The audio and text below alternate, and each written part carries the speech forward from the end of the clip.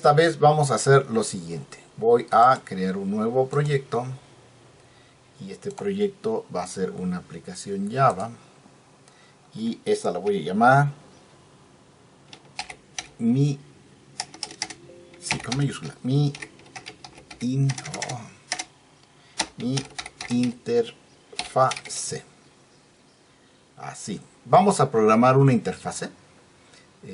Y esta interfacecita, pues va a ser algo así muy simplón. No vamos a hacer nada complicado. Porque me quedé con esa espinita de que nada más lo platiqué muy por arribita. Y la verdad es que prefiero mostrárselos porque lo van a ocupar después. Esta clase define una interfaz.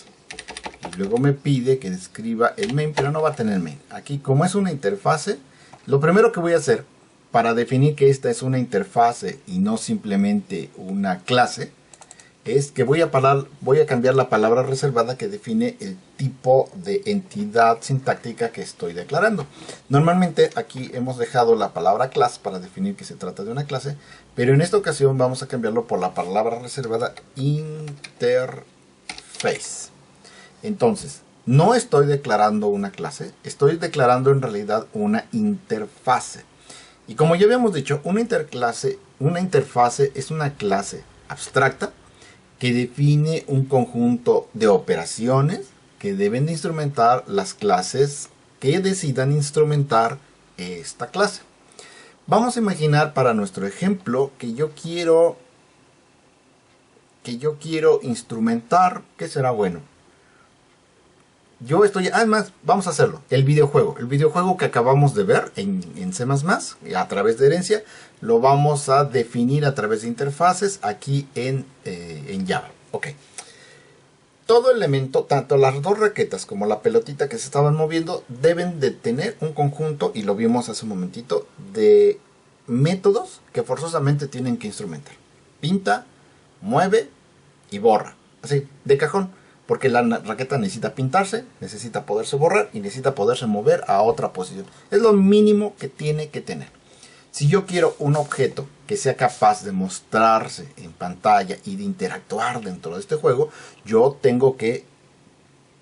estoy obligado a proveer estos tres métodos a la clase.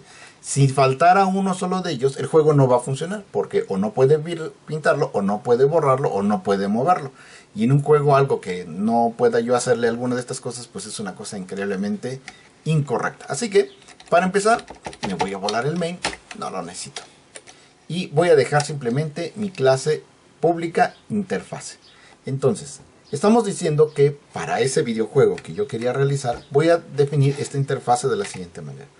El mueve, pues vamos a decir que es un void, mueve y no recibe nada. Por decir cualquier cosa. Tal vez sí debería de recibir algo, pero pues quién sabe. Hoy no le vamos a poner nada. Luego el pinta, tampoco recibe nada. Pinta. Y luego por acá le vamos a poner un void, mueve, pinta, borra. Ahí está. ¿Sale? El tema es que si yo lo dejo definido de esta manera, yo estoy diciendo que en realidad sí se va a proveer una instrumentación vacía para estos tres métodos. Entonces, para que esto sea correctamente definido como una interfaz, punto número 1, tipo de acceso, público. Todos deben tener su acceso y debe ser declarado como público para que se pueda acceder desde cualquiera de las clases que decidan instrumentar esta interfaz. En segundo lugar, necesitamos la palabra abstract. Así. Esto es precisamente lo que va a impedir que alguien cree una instancia de esta interfase y que intente crear un objeto de ella. Así que una vez que ya hice esto, voy a crear acá una clase cliente, una nueva clase Java que se llame mi main.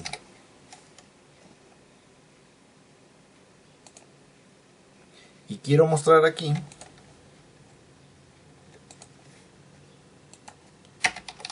programa cliente de la interfaz. Ahí está. que si yo acá intento declarar, public static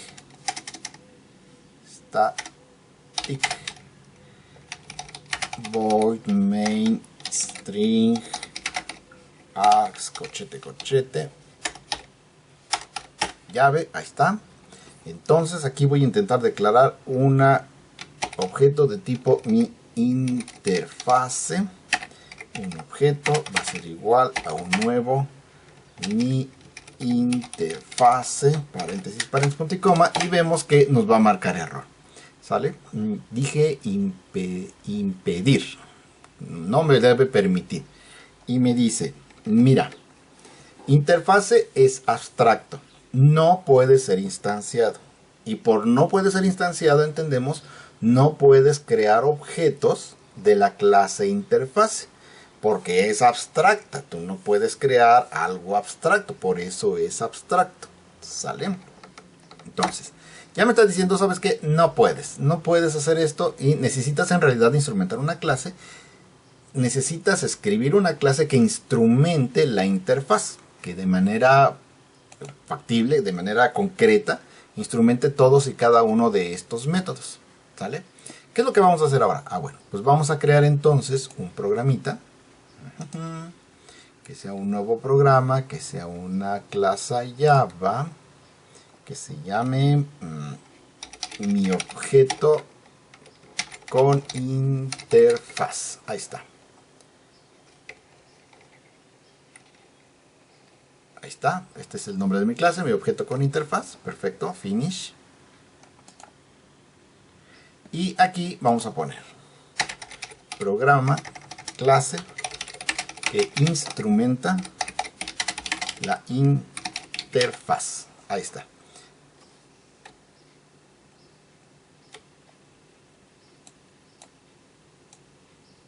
Adiós. Ok.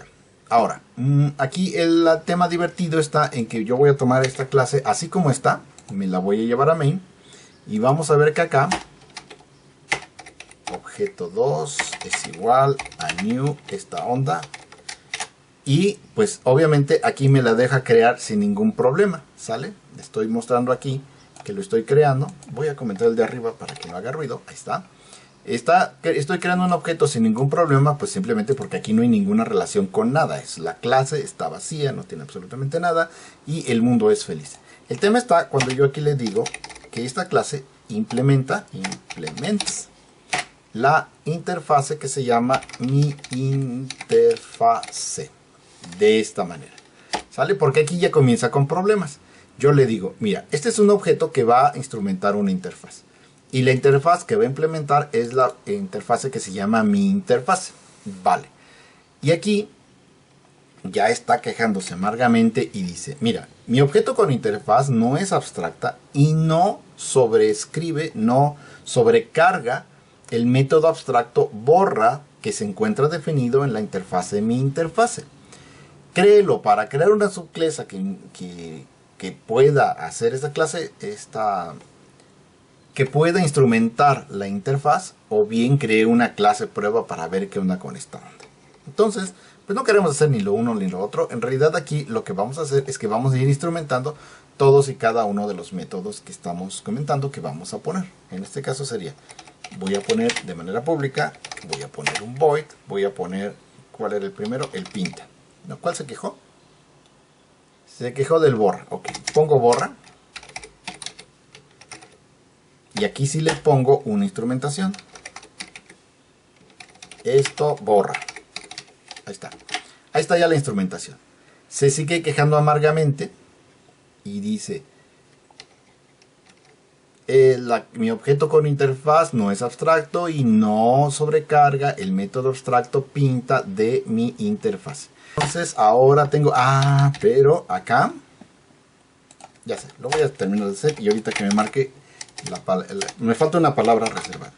Public, void, luego se quejó por pinta, paréntesis, paréntesis, llave, llave. Y aquí escribimos un letrerito para instrumentar que diga esto pinta.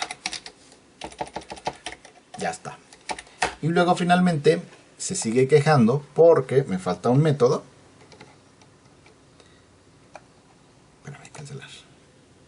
quién sabe qué le hice. Mi objeto no es una clase abstracta y por lo tanto no sobrecarga el método mueve. Ok, me falta el mueve. Y era public void mueve llave llave. Y sí, aquí esto va a decir esto mueve. Ya está. Ya lo puse en todas partes y vemos que ya no marca aquí ningún error. Ya está diciendo que está limpiecito. Sin embargo, aquí me está mandando un warning.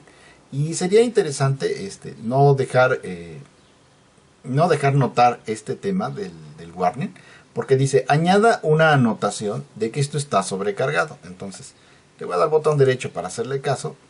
No es botón derecho, el botón, ahí está, añadir la anotación. Y le añade este adornito que dice @sobrecarga, ¿sale? Y lo que está diciendo es que está sobrecargando este método desde una clase superior. En este caso, la interfaz que implementa la clase. Entonces se lo voy a agregar a todos y cada uno de los métodos. Ahí está. Y podemos observar que listo. Dígame.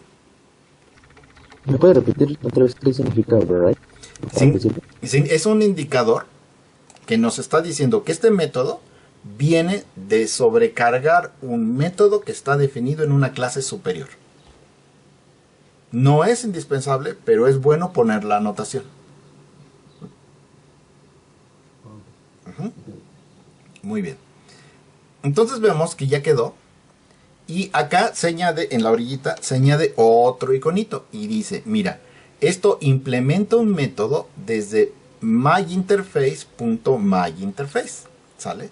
Entonces, de esta manera, el codificador y cualquiera que examine este código sabe que este método es indispensable, que no se puede eliminar, que no puede añadirle adornitos extras. No puedo ponerle esto, porque si yo le añado esto, ya no cumple con la sobrecarga de la interfase y por lo tanto esto deja de funcionar, comienza a trabajar como error.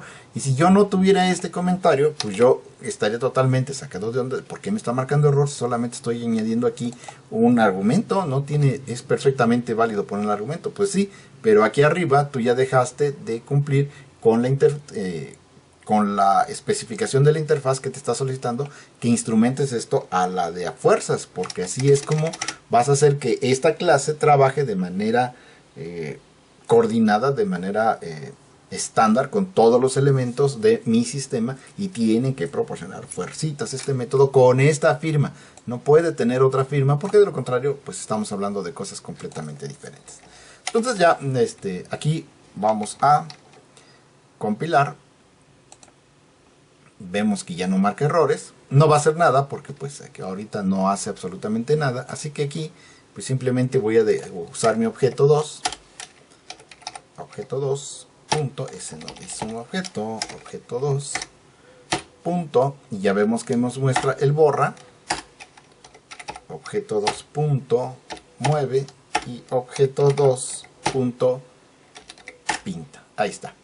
Entonces, de esta manera yo hice que esta clase se ajustara precisamente a los requerimientos de mi juego, de tal manera que ya se puede mover, pintar y borrar, tal y como cualquier otro objeto que necesite acoplarse, necesite instrumentarlo. Ya podemos ver aquí que lo manda a llamar de manera explícita, esto borra, esto mueve, esto pinta, y no pasa absolutamente nada más. Profe, ¿eso ya es polimorfismo? No, esto no es polimorfismo porque el polimorfismo implica que yo tenga una clase, un método que se llama igual en muchas clases herederas. Aquí hay un tema importante. A pesar de que inclusive en UML hay una flechita que relaciona la interfaz. Recuerden que la interfaz se simbolizaba con una bolita. Y luego la flechita de instrumentación, que es precisamente esto. Esta es una flechita de instrumentación que dice, esta clase está instrumentando esta interfaz. No las vuelve herederas, ¿sale? Porque inclusive yo aquí podría hacer que implementara más de una interfase. Por ejemplo, aquí le digo que sea comparable. Comparable. Listo. Me la acepta sin problema. Bueno, aquí porque no he instrumentado el compare to, pero lo instrumento y ya me lo va a aceptar sin problemas. Entonces acá le voy a poner, ¿cómo es el compare to? Me parece que es public integer compare to, y luego aquí pongo el otro objeto, mi interfaz.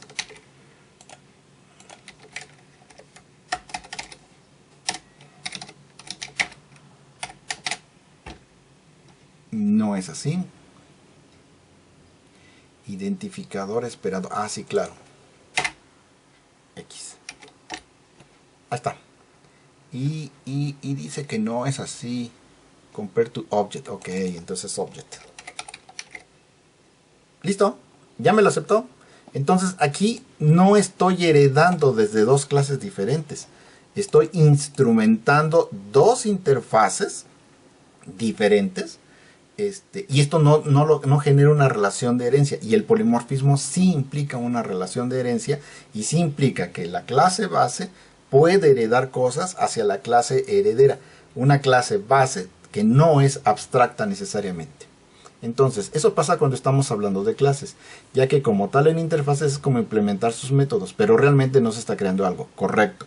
Tú cuando estás instrumentando una interfaz simplemente estás diciendo, este es un... Ay, ¿cómo puedo explicarlo? Esta es una forma de... Esta es una plantilla que tú tienes que seguir si te quieres realmente inscribir. Es tu plantilla de iniciación para que puedas entrar y inscribirte en nuestros grupos. Pero eso no te vuelve parte de nuestra familia. Simplemente dice que has cumplido con los requisitos necesarios para continuar con las cosas, ¿sale? Mañana no, el jueves vamos a ver ya el tema de polimorfismo como tal y te va a quedar súper claro. Ah, ok, sí existe una diferencia importante entre interfaces y polimorfismo, ¿vale? Créeme que te va a quedar claro. ¿Dudas hasta ahorita? Profe, ¿de dónde sale la interfaz compare to? ¿O es una superinterfaz global? Es una interfaz que provee Java, ¿sale? Déjenme mostrarles acá. Se los enseñé la vez pasada, pero lo vuelvo a hacer con gusto. Bien, le ponemos Java interfaz comparable. Y aquí vemos que aparecen otras, comparable, comparator, composition. O sea, no es la única. Hay muchas interfaces ya predefinidas en Java. Aquí está. Y dice... Mira, la interfaz comparable permite comparar objetos que instrumenta o es para objetos que necesiten ser comparados. Ya sé que suena una cosa muy loca, pero la verdad es que para eso sirve, para poder comparar dos clases o dos objetos diferentes. De tal manera que yo puedo comparar esto contra cualquiera otra cosa que yo necesite. Y lo único que me pide es de que, bueno, forma parte de una interfaz que se llama comparable, que por cierto es un genérico. Aquí ya no vamos a ver genéricos, eso me lo reservo para el próximo curso, que es el de programación estructurada. Y esta interfaz única y exclusivamente necesita de un método, que es el compare to, en donde yo pongo un tipo, en este caso me pidió un object, y su variable. Y ya, ¿no? Y necesita entregar a fuerzas un entero.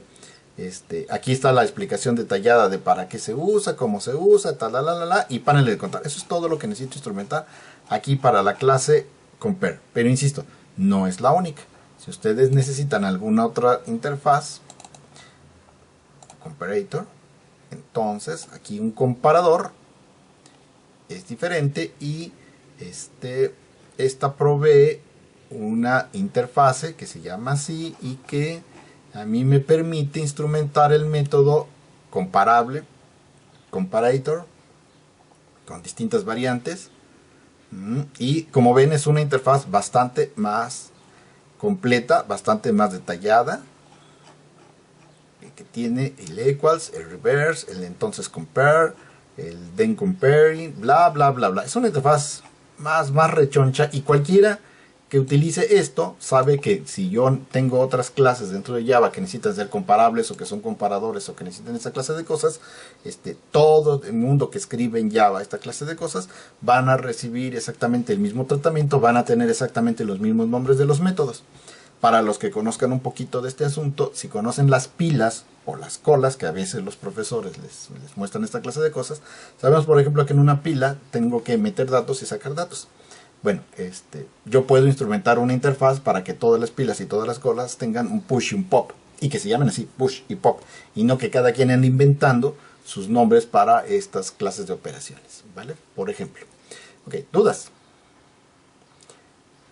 Entonces, una interfaz es para hacer un programa, es más para hacerlo más versátil, es para hacerlo más estándar, para que todo aquel que vaya a utilizar el sistema sepa cómo se tienen que llamar los métodos y cuáles son los argumentos que necesita enviarse a en esos métodos. Esto te permite a ti, como ya lo vimos hace un momentito, si yo digo que un objeto gráfico para mi videojuego necesita tener estos 3 métodos, yo soy un programador nuevo, me acaban de contratar, me integro al proyecto, estoy diseñando, a mí me pidieron que ahora diseñe una bomba dentro de mi videojuego y no instrumento mis 3 métodos, yo corro el riesgo de que dentro de la maquinaria del videojuego, en el momento en que se le mande llamar al método mueve del objeto bomba, y si no está instrumentado o no está instrumentado de esta forma, el sistema completo colapse porque no cumple con lo que el programa está esperando, con toda la infraestructura que el programa tiene diseñada. Entonces, yo con esto me aseguro que todos los objetos cumplan con un estándar y por lo tanto que no importa quién lo desarrolle, se van a llamar igual, se van a invocar igual y van a funcionar igual porque están reguladas las maneras como se hacen. ¿Podríamos comparar un objeto de tipo raqueta con un objeto de tipo bola? Sí, sí podríamos compararlo. Si tenemos un punto o alguna manera de compararlo, tú puedes compararlo sin ningún problema. ¿Una interfaz es como una guía? Sí, eso es, ¿sale? Es una guía que te obliga a hacerlo de tal o cual manera. Profe, ¿en la interfaz no van definidos los getters y los setters? No, no. Normalmente usamos las interfaces para definir otra clase de operaciones y no definimos, recuerden que siempre tenemos que tener en cuenta que esto es quién hace las cosas y no nos preocupamos por el cómo se hacen las cosas. Si va a necesitar ciertas variables, probablemente no sean candidatos a una interfaz. Las variables están ligadas al cómo lo vas a hacer y eso debe venir en otra parte. Me habían comentado que la interfaz era como la clase más general del programa, que pudiera compartir sus métodos, pero eso significa que ningún método va a ser especificado, ¿no? Solo se declarará como abstracto y se pueden dar atributos o no tendrían ninguna función. No, las interfaces no es bueno que tengan atributos. Pueden tenerlos, o sea, nada lo evita, pero no es bueno que tengan métodos, no que tengan atributos, deben de tener métodos.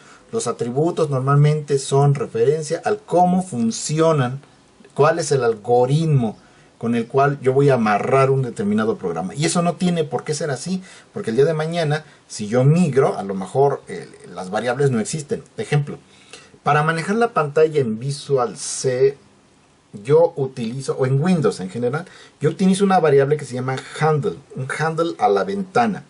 De tal manera que este window handle me permite a mí definir el espacio, definir la relación de aspecto, me permite definir cuántos colores tengo, me permite definir un conjunto de variables muy propias de la ventana.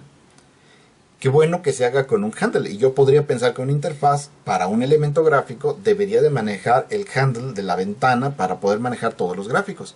Pero, oh sorpresa, Java no tiene este tipo de handle y si los tiene no llega a manejar exactamente las mismas variables ni están acomodadas de la misma forma. Entonces, amarrarle a una variable normalmente es amarrarle a una determinada arquitectura y a una determinada forma de ver el mundo. Y yo lo que quiero es hacer cosas, no estar amarrado a una determinada forma de estructurar datos, ¿sale? Así que no, yo no creo que sea una buena idea poner datos dentro de las interfaces, sino única y exclusivamente operaciones, ¿sale? Del hecho de que sea la clase más general, no tiene que ser la clase más general. De hecho, es indeseable tener una clase general, ¿sale? ¿Por qué? Porque si tú concentras todo en una sola clase, estás haciendo a esa clase una clase superpoderosa, de la cual heredan absolutamente todos los demás. El más mínimo cambio que tú realices aquí va a afectar a todo el sistema. Y normalmente tú no quieres esto. Tú en una organización tienes a los distintos departamentos, cada uno con su propio jefe y cada uno con sus propias directivas, que trabajan de manera colaborativa para que la empresa salga adelante. Pero aunque tengan un presidente que dé las directivas generales, eso no significa que dependan todas las decisiones de ese señor. Y si lo hacen, pues la empresa no está funcionando a veces muy adecuadamente, ¿sale? Es necesario que todos trabajen de manera colaborativa y de manera lo más horizontal posible. Al menos ese es mi sentir de cómo debe diseñarse un sistema. Ok, ¿dudas? Gracias a ti. ¿Dudas?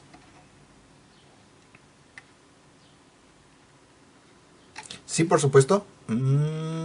Acá está la interfaz. Esto fue todo lo que definimos en la interfaz. Definimos en primer lugar que no era una clase, que era una interfaz. En segundo lugar, todos los elementos y la misma clase son públicas. Y en tercer lugar, todos y cada uno de los métodos tienen el especificador de que son abstractos. ¿Sale? ¿Los métodos de la interfaz pueden tener argumentos? Sí, por supuesto. Yo acá podría añadir uno más. Public abstract.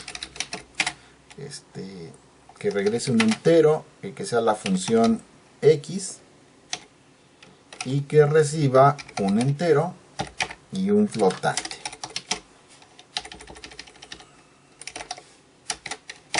Desde el punto de vista, aquí se está quejando porque no le puse identificadores. Bueno.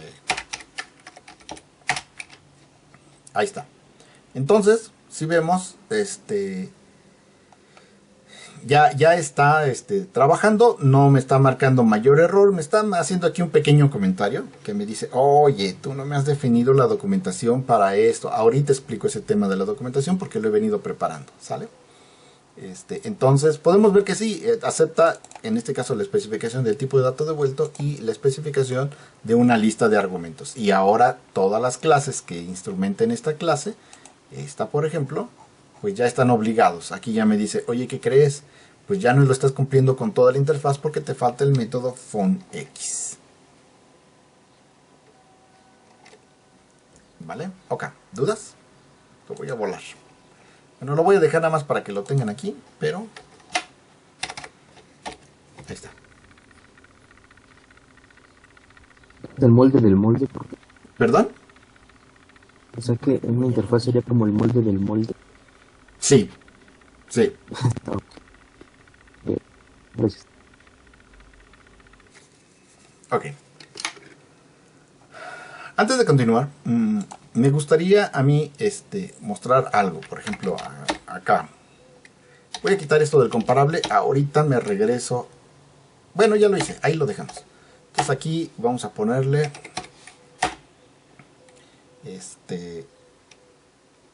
método para comparar.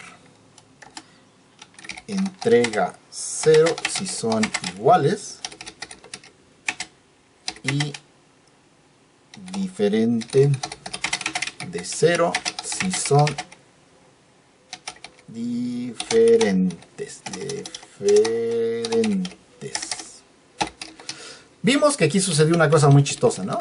Yo le puse, lo voy a quitar, control C, control X, ahí está. Le puse diagonal asterisco asterisco y luego le di un enter y apareció esto. Dice arroba parámetro, en este caso tiene un parámetro que es el parámetro X, y luego dice arroba return, que en este caso es este return que yo tengo acá, y apareció de manera automática, yo no hice absolutamente nada, ¿sale?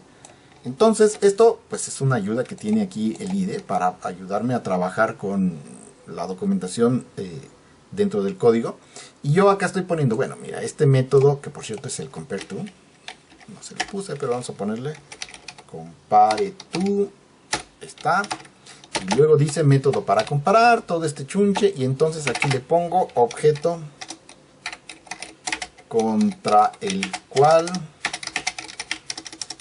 se compara, ahí está, y return regresa 0 si son iguales, ahí está.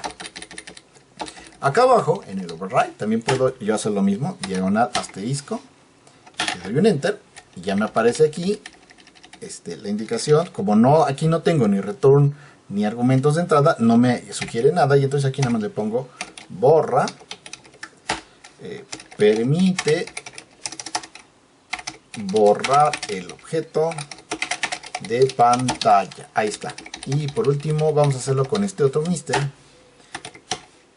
ahí está. Y entonces este método es el pinta pinta, paréntesis, paréntesis, permite pintar el objeto en pantalla. Ahí está, listo.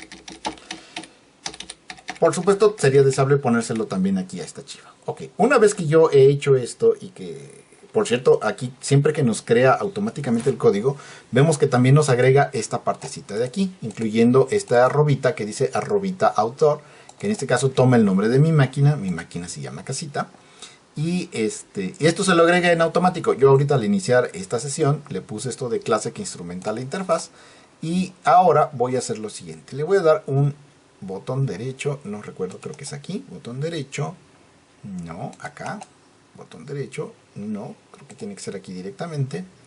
¿Cuál es? Este es mi interfase, botón derecho, y en alguna parte dice, no dice, aquí.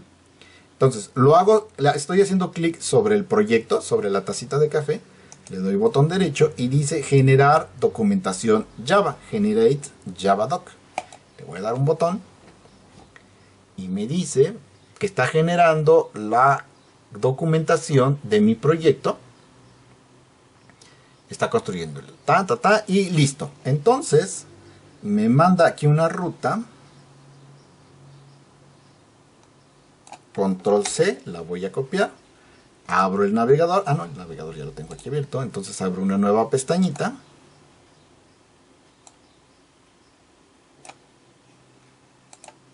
Y esta nueva pestañita le voy a poner, por supuesto, la ruta que me acaba de proporcionar el IDE. Aquí está, C2 puntos, users, casita, documents, index. Y vemos que, déjenme hacerlo más grandecillo. De este lado dice, todas las clases de este proyecto son mi interfase, mi main y mi objeto con interfaz. Inicialmente se pone aquí en mi interfase y dice, esta clase define una interfaz. Como sumario de la clase, mi main, que es un programa interfaz de la clase, y mi objeto con interfaz es la clase que la instrumenta. Y vemos que esto es lo que tiene mi interfase, que es ¿cómo se llama? La clase principal. Ok, entonces aquí le voy a dar un panorama general de lo que contiene mi proyecto. Le doy clic aquí en mi interfase y dice, mira, mi interfase, esta clase define mi interfaz, tiene a borra, a mueve, a pinta, y aquí está el detalle, ¿no? Si le doy borra, me voy hacia borra, aquí está el pinta, aquí está el mueve, y vemos que aquí creo, como aquí no puse mayor cosa, pues no pone mayor indicación. Métodos de instancia, y aquí están los métodos abstractos, son estos tres, vientos. Ok, ahora me voy al objeto con interfaz, clic, aquí está, dice que es un objeto que tiene instrumentada mi interfase, y tiene instrumentadas las interfaces comparable y mi interfaz. Esta me la pone con una hiperliga para poder irme derechito hacia la otra interfaz. Y luego aquí abajito dice, mira, tiene un constructor que es mi objeto con interfaz.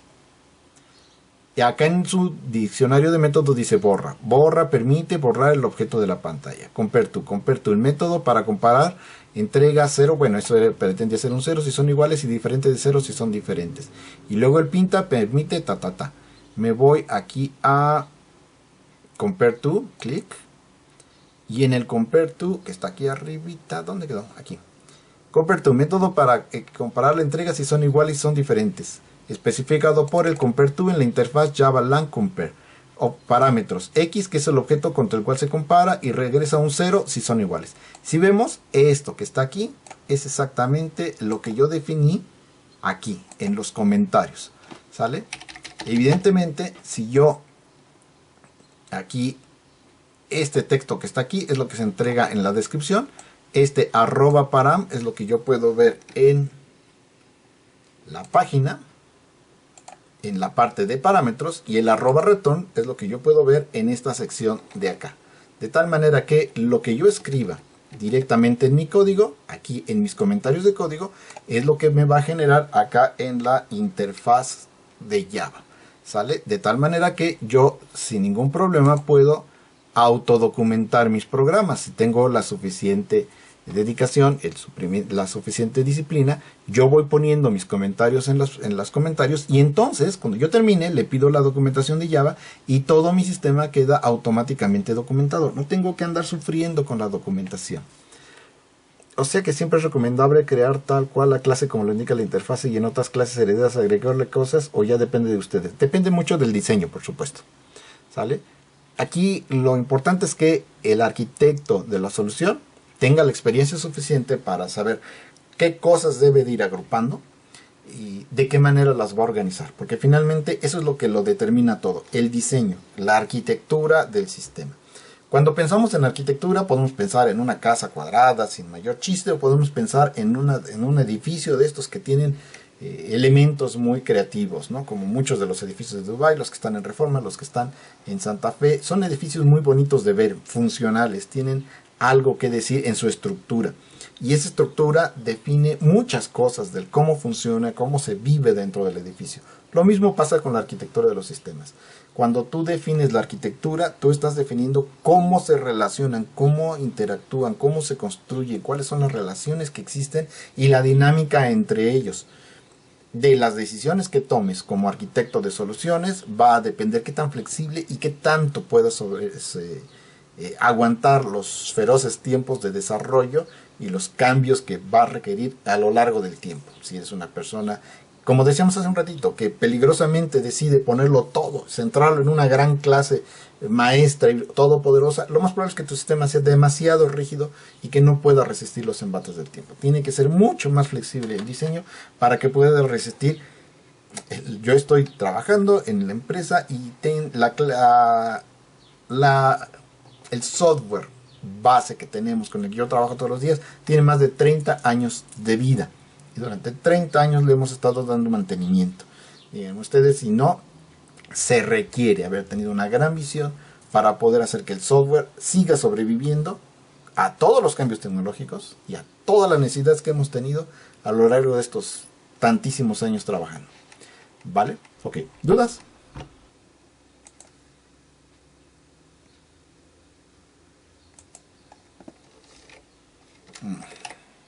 Otra vez lo voy a copiar.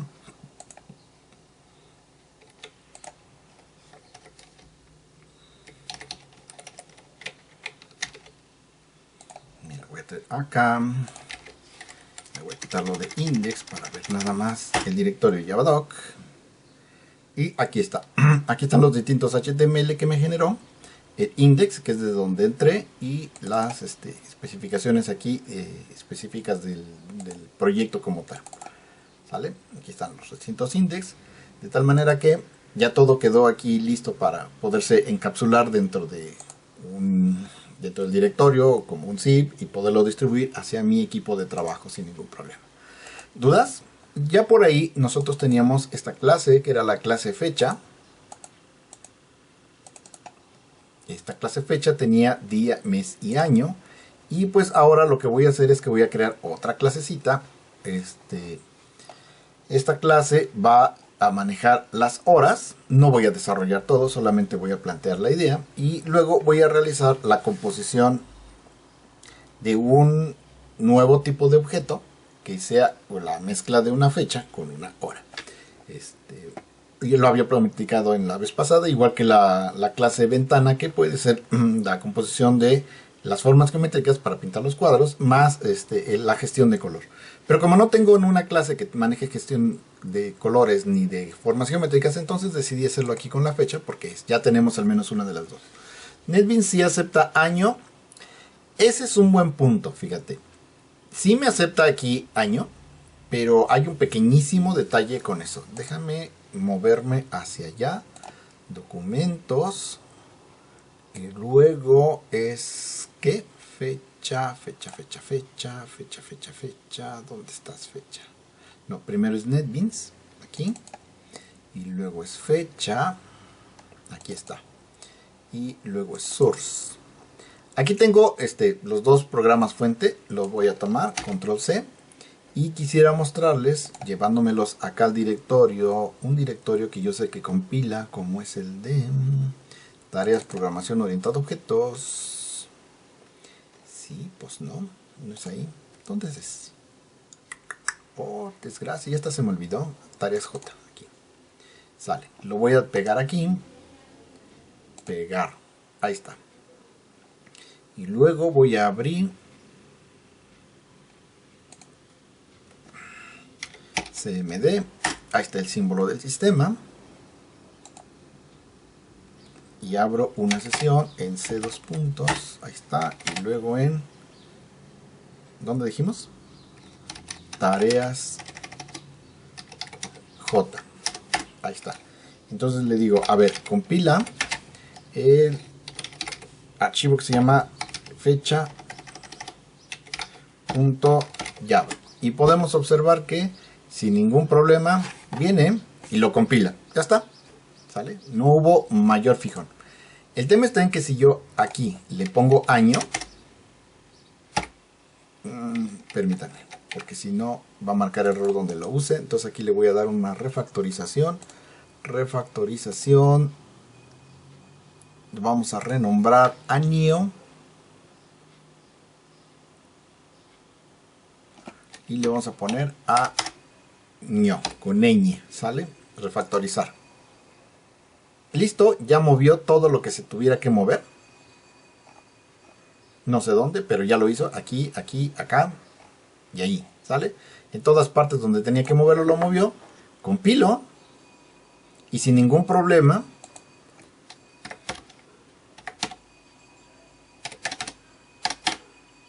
En todas partes jaló sin ningún problema, ¿sale? Ok. Vuelvo a tomar el código de NetBeans, fecha, source, fecha, control C, y me lo llevo otra vez al directorio que se llama tareas J, botón derecho, pegar, reemplazar el archivo en el destino. Sí, señor, listo, ya lo reemplazó. Ahora ya tengo la versión, muéstrame la versión fecha.java. Y vemos que ya tiene aquí la ñ. Bueno, aquí no se ve como una ñ, pero es una ñ. Y ahora procedo a compilar. Y si compiló. Qué feo asunto. Bueno, les platico. Jojojo. Sí, yo quería que fallara y no falló. Dice, ¿qué dice? ¿Es mi internet o se queda callado por momentos? No, no me quedo callado. Palabra del osito Bimbo. Miren, aquí el tema está en que la ñ no suele ser un carácter estándar, ¿sale? Y como no es un carácter estándar, en ocasiones Java no lo acepta y lo rechaza. Y dice, ¿sabes qué? No puedes utilizar un carácter especial. Entonces, aquí por alguna extraña y misteriosa razón no me lo está aceptando, pero normalmente cuando lo paso por el evaluador, eso debe ser las variables de ambiente que tengo configuradas en el evaluador.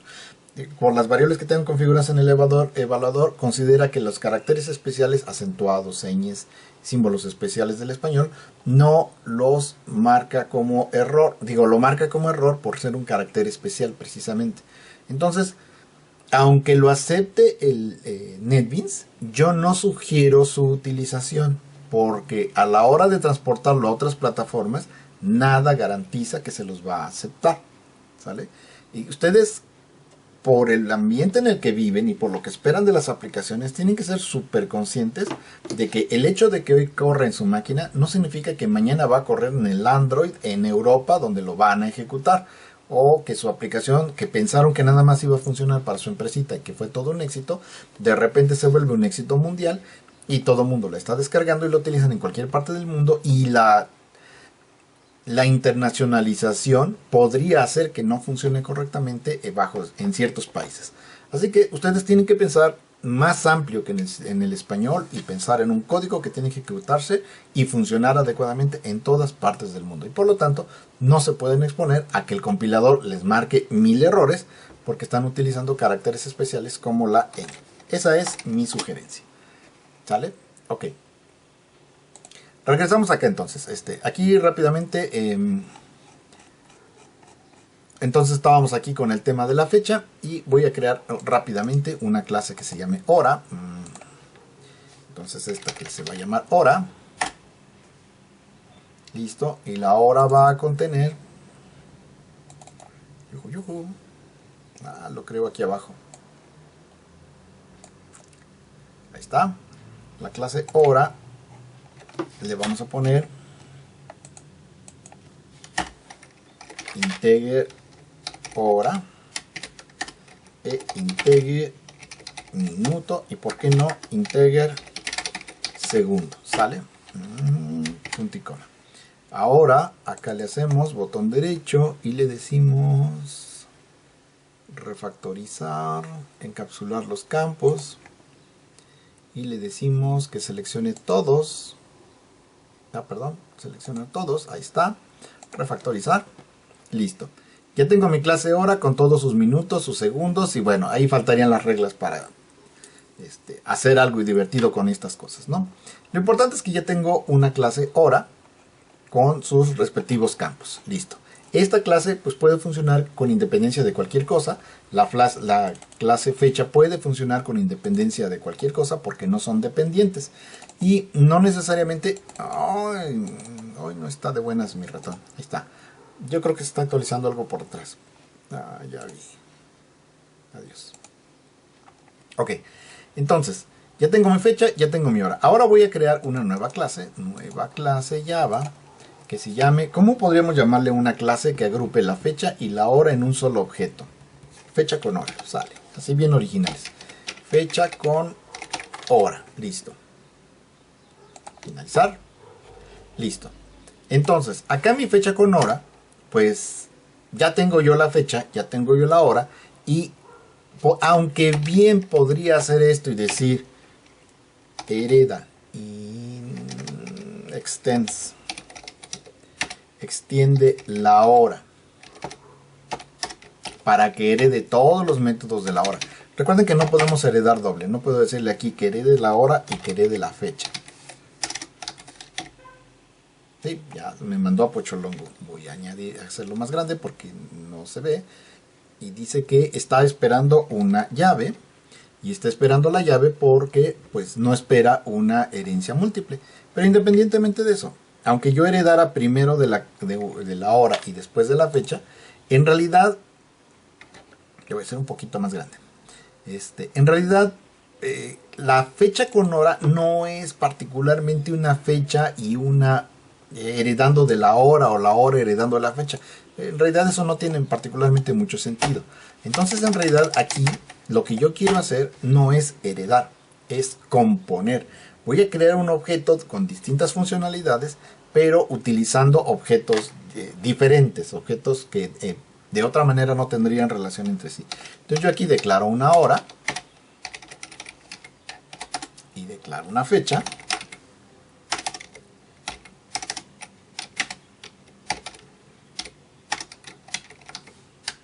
De esta manera. Y ahora... Y ahora, por supuesto, aquí podría comenzar a hacer alguna cosa divertida con todos estos asuntos.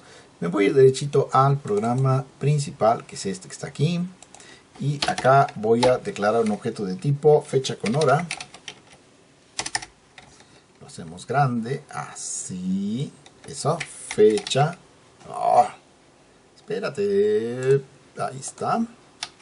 Fecha con hora.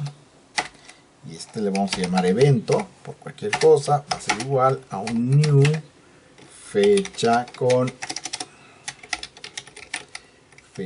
hora. Paréntesis, paréntesis, punto y coma. De esta manera. Y ahora acá al evento. Por supuesto, cuando yo le pido qué sabe hacer, pues me dice, pues yo no sé hacer nada. Porque evidentemente tener los objetos compuestos internamente no significa necesariamente que yo estoy heredando. Ciertamente yo tengo objetos que saben hacer cosas, pero esas cosas no se ponen automáticamente a la interfaz de mi clase. Entonces aquí, ¿qué puedo hacer? Porque realmente yo no quiero ponerme a hacer nuevos métodos para hacer todo este trabajo. Bueno, Voy a ponerle aquí un comentario inicialmente. Y acá lo que voy a hacer es una cosa inusitada. Esto lo voy a volver público. De esta manera, por ejemplo. Y eso significa que cualquiera puede acceder a la hora y a la fecha. Y ustedes van a decir, a ver Ernesto, tú me has estado diciendo que no haga esa clase de cosas. Porque si lo hacen, entonces van a poder alterar los datos de manera indiscriminada. No necesariamente. En este caso el evento va a tener una fecha y una hora. Aquí podemos ver que dice que son elementos una fecha y una hora. Entonces, en este caso, si yo tomo mi fecha, no puedo alterar directamente el día, por ejemplo.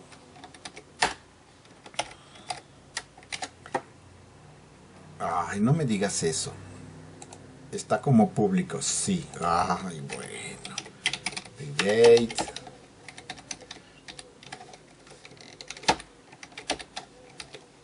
Ahora sí. Vamos a ver, regresamos acá. Y ahora sí, como ya está público, como debía ser, ese ejemplo se los di hace mucho tiempo y entonces todavía no teníamos ese tema de los permisos de acceso. Entonces ahora sí ya lo volví privado y como tal ya no puedo acceder al elemento y por lo tanto yo conservo las reglas de encapsulación de tal manera que no van a poder acceder, imponerle valores incorrectos como el día 100 y hacer alguna cosa incorrecta con el tipo de datos, sino que aquí están forzada la gente a poner punto. Ay, bueno. Set día y estar obligados a poner un valor. Y si ese valor no se llama set día, ¿cómo se llama? Fecha. Acepta día, ok. Todavía estábamos con que todavía no teníamos esos conceptos. Ahí está. Y ahora aquí se está quejando porque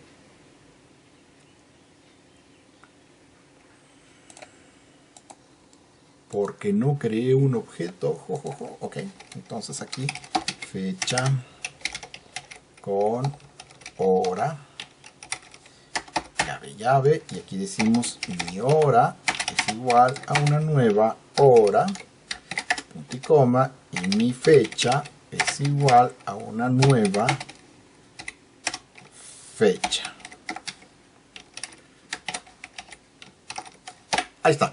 Entonces ahora sí, mi fecha, ahí está.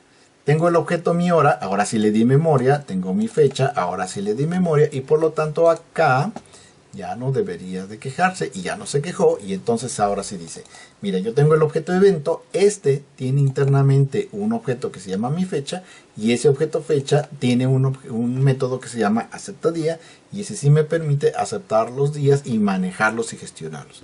Entonces de esta manera este objeto en realidad se compone de otros objetos que están anidados dentro de él y que le permiten gestionar cosas que saben hacer esos objetos, ¿sale? No. Un evento no es una fecha, un evento no es una hora, sino que es la combinación de ambas y cada uno de estos, yo no necesito ponerme a reescribir todo, simplemente hago que cada uno de los objetos que componen este objeto se muestre para poder ofrecer sus funcionalidades hacia todo aquel que lo requiera. ¿Cuántos puntitos podría yo tener aquí? Pues un montón, ¿no? El objeto 1, punto objeto, subobjeto 2, punto subobjeto 3, punto subobjeto 4, punto subobjeto n, punto método y luego directamente su lista de argumentos, ¿sale? De esta manera, bueno, yo puedo tener todo un árbol muy grande de composición de objetos que se componen, que se van anidando y que van proporcionando nuevas funcionalidades al objeto.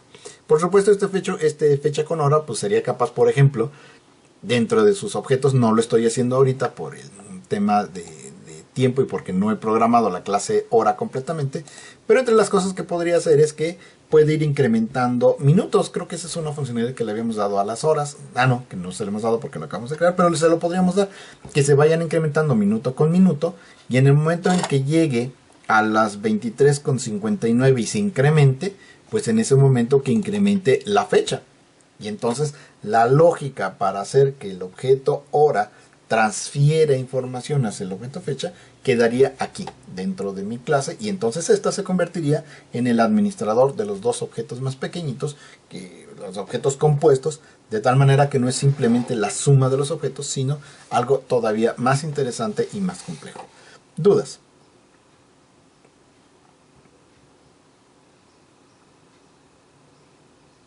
Y este mecanismo le llamamos composición. ¿Dudas?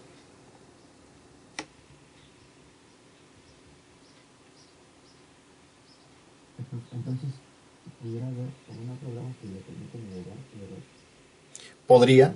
Sí, podrían. y no sé, bueno, si en ese lenguaje sería factible leerse o esta composición.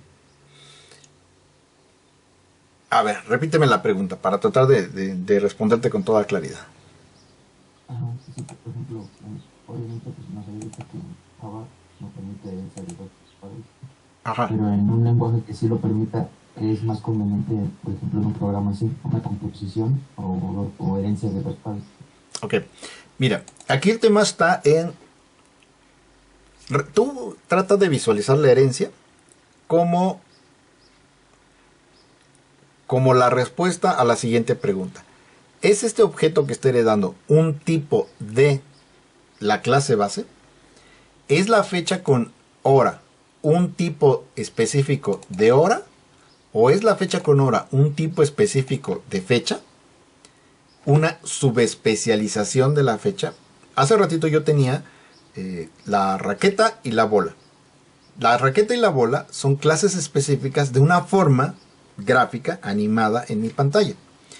Una clase raqueta para PC es una especialización de una raqueta que es capaz de moverse, pero que depende del humano para moverse. La raqueta automática es lo mismo que una raqueta para el humano, pero con la habilidad de moverse sola. Es una especialización, es un tipo de raqueta humana, pero con una característica especial. De la misma manera, la bola es un tipo especial de elemento gráfico que es capaz de moverse dentro de la pantalla de mi juego. Si la respuesta a si es un tipo de o si es una especialización de la clase base, entonces ahí debe de haber una relación de herencia. Pero si en lugar de eso tú dices, no, es que en realidad no es un tipo especial de, sino más bien es, está compuesto por, está armado con, si la respuesta es que está armado con dos tipos de objetos diferentes, entonces no estamos hablando de herencia, en realidad estamos hablando de una relación de composición en donde una cosa, voy juntando distintos objetos para formar un elemento completamente diferente. Usaba en la sesión pasada el ejemplo del triciclo. El triciclo es la composición de ruedas, más pedales, más el cuadro, más manubrio, más asiento. Un asiento no es un tipo de bicicleta, ni es un tipo de cuadro. Ni la bicicleta no es un tipo de ruedas, sino que es la composición de los objetos que lo conforman y la manera como interactúan entre ellos.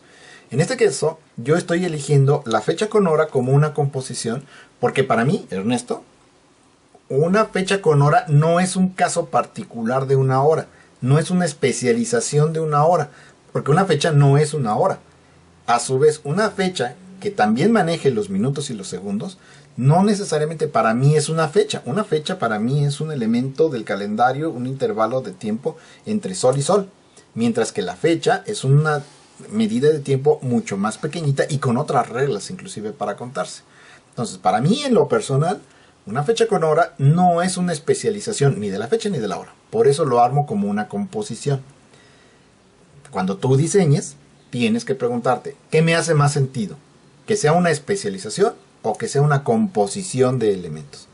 Y en función de tu respuesta es lo que tú vas a armar. Insisto, y tu respuesta no está bien ni está mal. Simplemente es la manera como tú ves y decides afrontar un problema. Y sobre tus decisiones se va a montar toda la solución. Tus decisiones van a afectar la manera como se estructura el software, la manera como crece el software, la manera como le vas a dar mantenimiento al software y qué tan flexible pueda ser a los retos a los que se vaya a enfrentar. ¿Sale? No hay respuestas buenas ni malas. Si fuera así, haríamos sistemas perfectos. Cada quien tiene una visión sobre cómo afrontarlo. La mía, Ernesto Peñalosa, como te digo, es la herencia solamente está implicada cuando hay una relación de dependencia o de especialización de la subclase. ¿Sale? ¿Dudas? Ok, pues. Oiga, y entonces también puedo heredar de una composición. Sí, por supuesto. Tú puedes heredar acá abajo una clase que se llame fecha árabe con hora. Porque a lo mejor los árabes no manejan